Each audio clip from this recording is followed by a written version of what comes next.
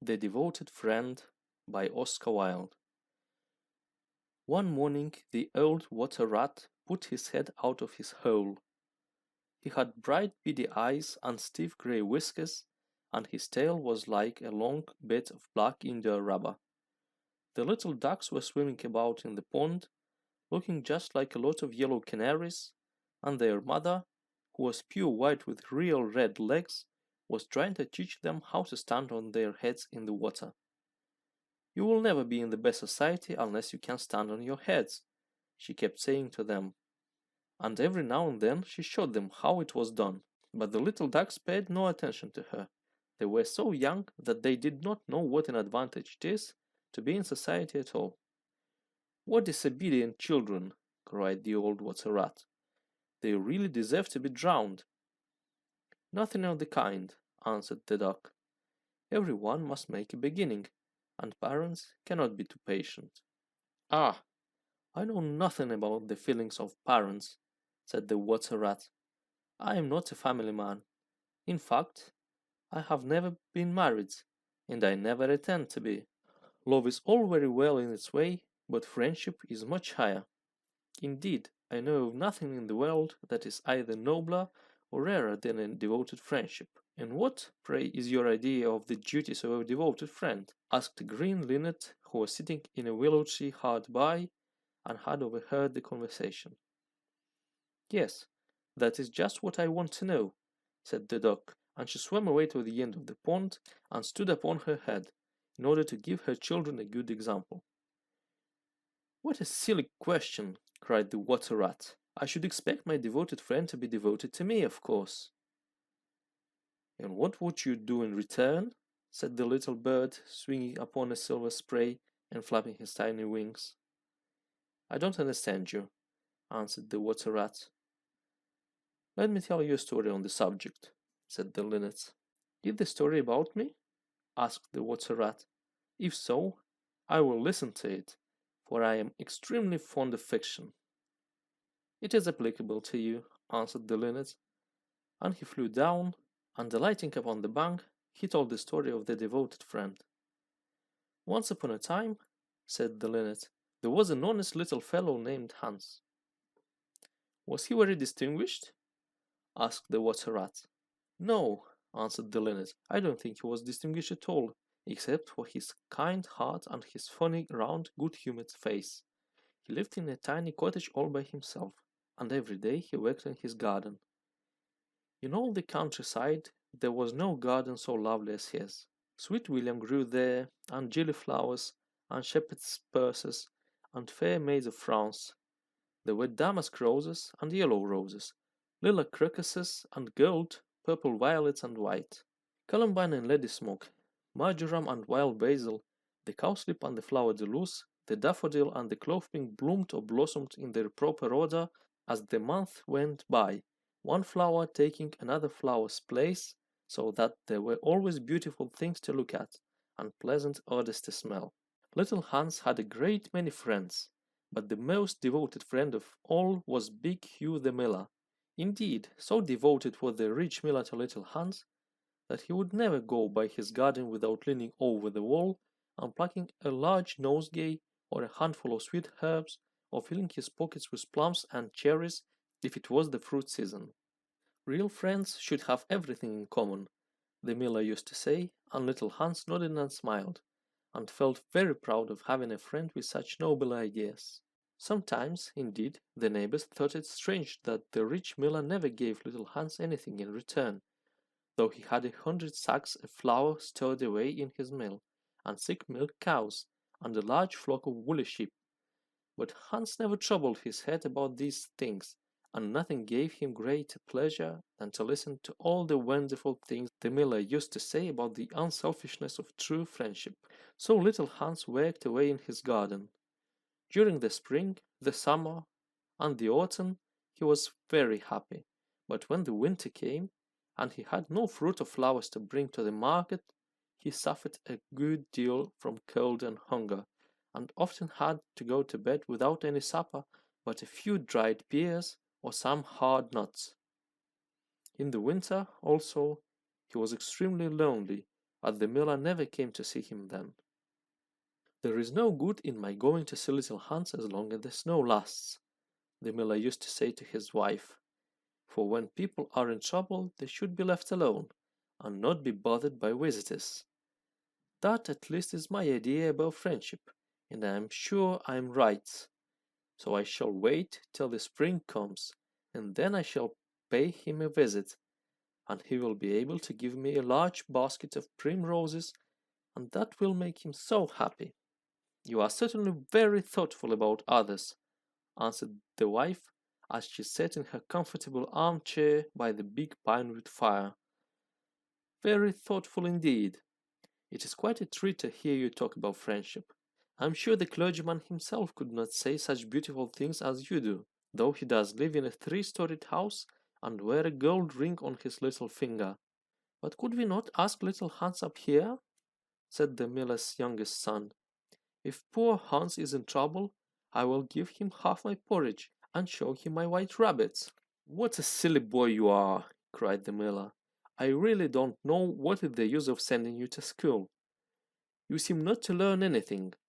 Why, if little Hans came up here and saw our warm fire, and our good supper, and our great cask of red wine, he might get envious, and envy is a most terrible thing, and would spoil anybody's nature. I certainly will not allow Hans's nature to be spoiled. I am his best friend, and I will always watch over him and see that he is not led into any temptations. Besides, if Hans came here, he might ask me to let him have some flour on credit, and that I could not do. Flour is one thing, and friendship is another, and they should not be confused. Why, the words are spelled differently and mean quite different things. Everybody can see that." "How well you talk," said the miller's wife, pouring herself out a large glass of warm ale. "Really, I feel quite drowsy. It is just like being in church." "Lots of people act well," answered the miller, "but very few people talk well, which shows that talking is much the more difficult thing of the two, and much the finer thing also." And he looked sternly across the table at his little son, who felt so ashamed of himself that he hung his head down and grew quite scarlet and began to cry into his tea. However, he was so young that you must excuse him. "Is that the end of the story?" asked the water rat. "Certainly not," answered the linnet. "That is the beginning."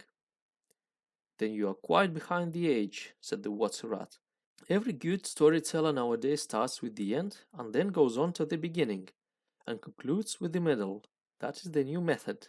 I heard all about it the other day from a critic who was walking around the pond with a young man. He spoke of the matter at great length, and I am sure he must have been right, for he had blue spectacles and a bald head, and whenever the young man made any remark, he always answered, 'Poh! But pray go on with your story. I like the miller immensely. I have all kinds of beautiful sentiments myself, so there is a great sympathy between us.' "Well," said the linnet, hopping now on one leg and now on the other, "as soon as the winter was over and the primroses began to open their pale yellow stars, the miller said to his wife that he would go down and see little Hans. "Why, what a good heart you have!" cried his wife. "You are always thinking of others. And mind you take the big basket with you for the flowers." So the miller tied the sails of the windmill together with a strong iron chain and went down the hill with the basket on his arm. "Good morning, little Hans," said the miller. "Good morning," said Hans, leaning on his spade and smiling from ear to ear. "And how have you been all the winter?" said the miller. "Well, really," cried Hans, "it is very good of you to ask, very good indeed. I'm afraid I had rather a hard time of it, but now the spring has come, and I'm quite happy, and all my flowers are doing well." "We often talked of you during the winter, Hans," said the miller, "and wondered how you were getting on." "That was kind of you," said Hans. "I was half afraid you had forgotten me." "Hans, I am surprised at you. said the miller. "Friendship never forgets. That is the wonderful thing about it. But I'm afraid you don't understand the poetry of life. How lovely your primroses are looking, by the by." "They are certainly very lovely," said Hans, "and it is a most lucky thing for me that I have so many. I am going to bring them into the market and sell them to the burgomaster's daughter, and buy back my wheelbarrow with the money." "Buy back your wheelbarrow? You don't mean to say you have sold it? What a very stupid thing to do!" "Well, the fact is," said Hans, "that I was obliged to. You see, the winter was a very bad time for me, and I really had no money at all to buy bread with. So I first sold the silver buttons of my Sunday coat, and then I sold my silver chain, and then I sold my big pipe, and at last I sold my wheelbarrow. But I am going to buy them all back again now." "Hans," said the miller, "I will give you my wheelbarrow. It is not in very good repair. Indeed, one side is gone, and there is something wrong with the wheel spokes, but in spite of that I will give it to you. I know it is very generous of me, and a great many people would think me extremely foolish for parting with it, but I am not like the rest of the world. I think that generosity is the essence of friendship, and besides, I have got a new wheelbarrow for myself. Yes, you may set your mind at ease. I will give you my wheelbarrow." "Well, really, that is generous of you," said little Hans, and his funny round face glowed all over with pleasure. "I can easily put it in repair, and I have a plank of wood in the house." "A plank of wood?" said the miller. "Why, that is just what I want for the roof of my barn. There is a very large hole in it, and the corn will all get damp if I don't stop it up." "How lucky you mentioned it. It is quite remarkable how one good action always breeds another. I have given you my wheelbarrow, and now you are going to give me your plank. Of course, the wheelbarrow is worth far more than the plank, but true friendship never notices things like that. Pray get it at once, and I will set to work at my barn this very day." "Certainly," cried little Hans, and he ran into the shed and dragged the plank out. "It is not a very big plank," said the miller, looking at it, "and I am afraid that after I have mended my barn roof, there won't be any left for you to mend the wheelbarrow with. But, of course, that is not my fault. And now, as I have given you my wheelbarrow, I am sure you would like to give me some flowers in return. Here is the basket, and mind you fill it quite full." "Quite full?" said little Hans, rather sorrowfully, for it was really a very big basket, and he knew that if he filled it, he would have no flowers left for the market, and he was very anxious to get his silver buttons back. "Well, really," answered the miller, "as I have given you my wheelbarrow, I don't think that it is much to ask you for a few flowers. I may be wrong, but I should have thought that friendship, true friendship, was quite free from selfishness of any kind."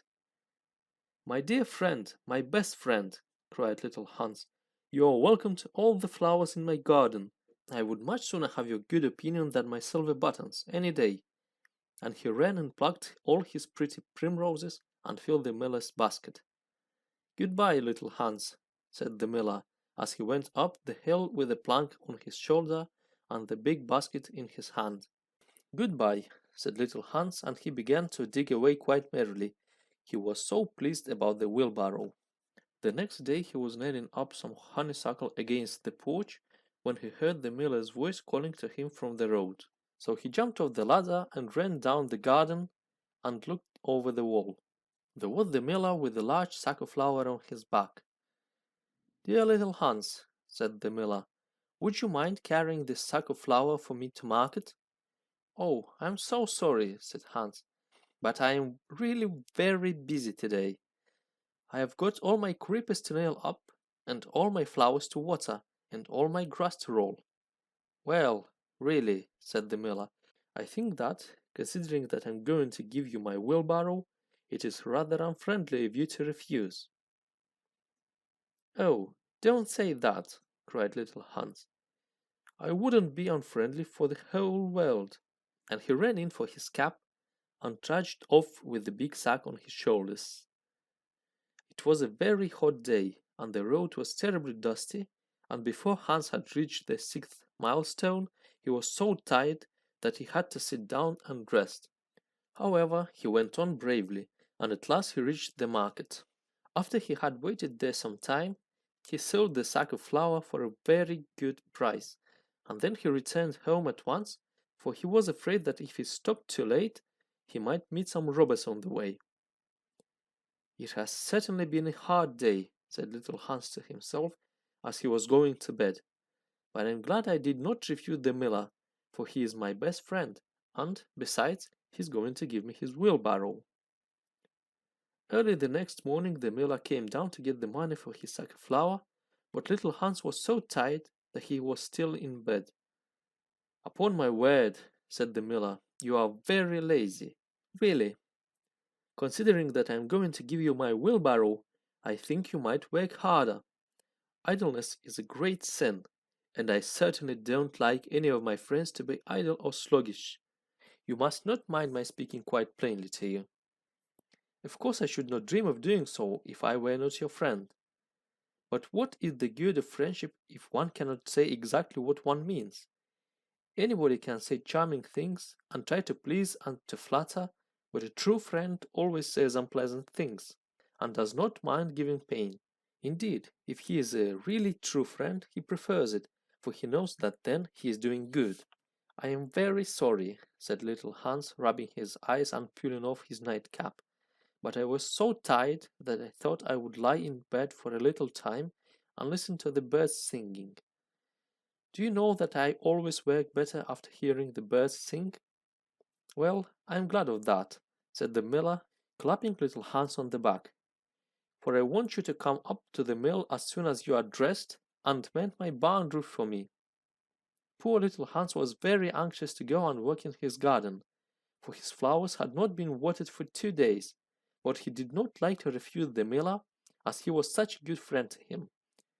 "Do you think it would be unfriendly of me if I said I was busy?" he inquired in a shy and timid voice. "Well, really," answered the miller, "I do not think it is much to ask of you, considering that I am going to give you my wheelbarrow. But of course, if you refuse, I will go and do it myself." "Oh, on no account!" cried little Hans, and he jumped out of bed, undressed himself, and went up to the barn. He worked there all day long, till sunset, and at sunset the miller came to see how he was getting on. "Have you mended the hole in the roof yet, little Hans?" cried the miller in a cheery voice. "It is quite mended," answered little Hans, coming down the ladder. "Ah," said the miller, "there is no work so delightful as the work one does for others." "It is certainly a great privilege to hear you talk," answered little Hans, sitting down and wiping his forehead.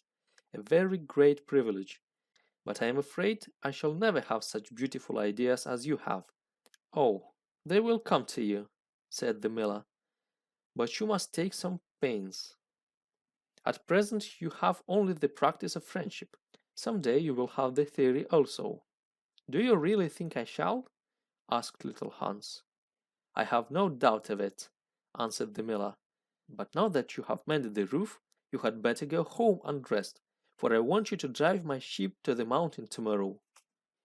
Poor little Hans was afraid to say anything to this, and early the next morning the miller brought his sheep round to the cottage, and Hans started off with them to the mountain. It took him the whole day to get there and back, and when he returned he was so tired that he went off to sleep in his chair, and did not wake up till it was broad daylight. "What a delightful time I shall have in my garden," he said, and he went to work at once. But somehow he was never able to look after his flowers at all, for his friend the miller was always coming round and sending him off on long errands, or getting him to help at the mill. Little Hans was very much distressed at times, as he was afraid his flowers would think he had forgotten them, but he consoled himself by the reflection that the miller was his best friend. Besides, he used to say, "He is going to give me his wheelbarrow, and that is an act of pure generosity." So little Hans worked away for the miller, and the miller said all kinds of beautiful things about friendship.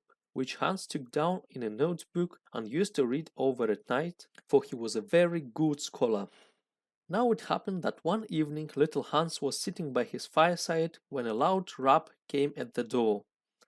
It was a very wild night, and the wind was blowing and roaring around the house so terribly that at first he thought it was merely the storm.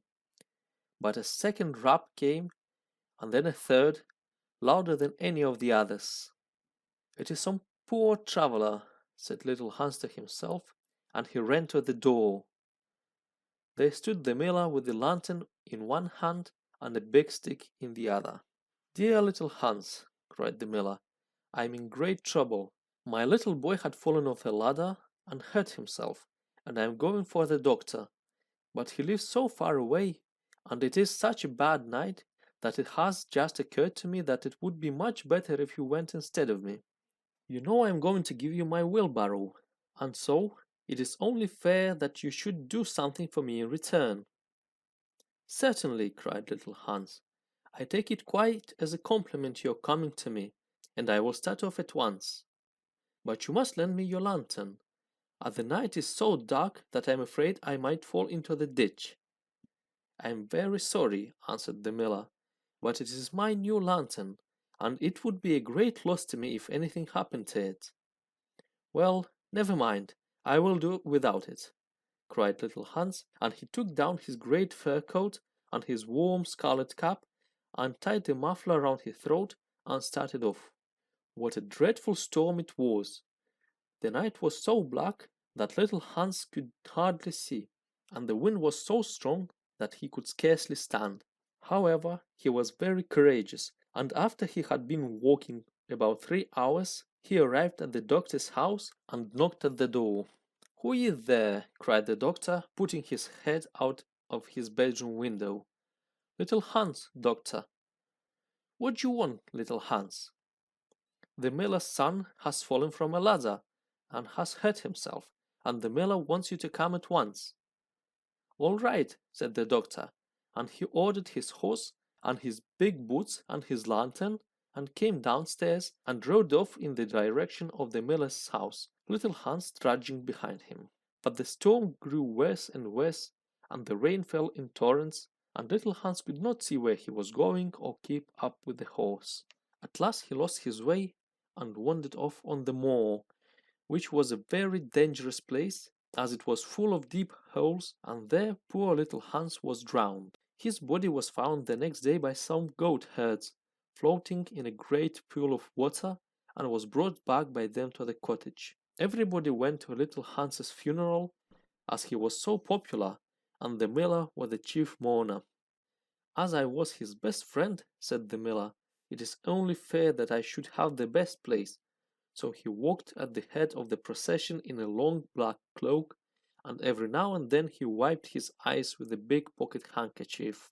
"Little Hans is certainly a great loss to everyone," said the blacksmith when the funeral was over, and they were all seated comfortably in the inn, drinking spiced wine and eating sweet cakes. "A great loss to me at any rate," answered the miller. "Why, I had as good as given him my wheelbarrow, and now I really don't know what to do with it. It is very much in my way at home, and it is in such bad repair that I could not get anything for it if I sold it. I will certainly take care not to give away anything again. One always suffers for being generous." "Well," said the water rat after a long pause. "Well, that is the end," said the linnet. "But what became of the miller?" asked the water rat. "Oh, I really don't know," replied the linnet, "and I am not sure that I don't care." "It is quite evident, then, that you have no sympathy in your nature," said the water rat. "I'm afraid you don't quite see the moral of the story," remarked the linnet. "The what?" screamed the water rat. "The moral. Do you mean to say that the story has a moral?" "Certainly," said the linnet. "Well, really," said the water rat, in a very angry manner, "I think you should have told me that before you began. If you had done so, I certainly would not have listened to you. In fact, I should have said 'Pooh, like the critic. However, I can say it now." So he shouted out, "Pooh!" at the top of his voice, gave a whisk with his tail, and went back into his hole. "And how do you like the water rat?" asked the duck, who came paddling up some minutes afterwards. "He has a great many good points, but for my own part I have a mother's feelings, and I can never look at a confirmed bachelor without the tears coming into my eyes." "I am rather afraid that I have annoyed him," answered the linnet. "The fact is that I told him a story with a moral." "Ah, that is always a very dangerous thing to do," said the duck, "and I quite agree with her.